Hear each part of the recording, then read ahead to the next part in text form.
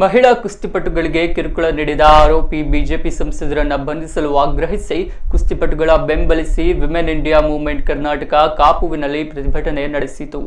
ಪ್ರತಿಭಟನೆಯಲ್ಲಿ women India ಮೂವ್ಮೆಂಟ್ನ ಅಧ್ಯಕ್ಷೆ ನಾಜಿಯಾ ಮಾತನಾಡಿ, ಮಹಿಳೆಯರ ಮೇಲೆ ದೌರ್ಜನ್ಯ ನೋಡಿಯೂ ಕಣ್ಮುಚ್ಚಿ ಕುಳಿತ ಕೇಂದ್ರ ಸರ್ಕಾರದ ವಿರುದ್ಧ ಆಕ್ರೋಶ ವ್ಯಕ್ತಪಡಿಸಿದರು.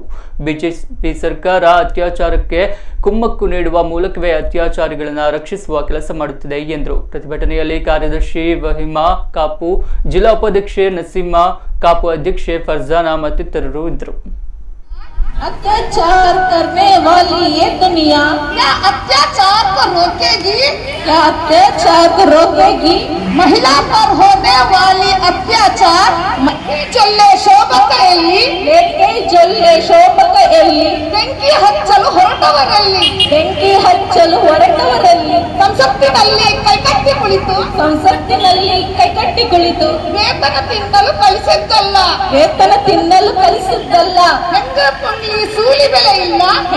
ಪುಂಗ್ಲಿ ಸೂಲಿ ಬೆಲೆ ಇಲ್ಲ ಅರಚಾಟ ಕಿರುಚಾಟ ಯಾವುದೂ ಇಲ್ಲ ನಿಮ್ಮಯ ನಾಟಕ ನಾರಿಯರೇ ಧೀರತೆಯಿಂದ ಮುನ್ನಗ್ಗಿ ಧೀರ ನಾರಿಯರೇ ಧೀರತೆಯಿಂದ ಮುನ್ನಗ್ಗಿ ದ್ವೇಷ ಬಿಟ್ಟು ದೇಶ ಕಟ್ಟಲು ಧೀರತೆಯಿಂದ ಧೀರತೆಯಿಂದ ಮುನ್ನಗ್ಗಿ ಧೀರತೆಯಿಂದ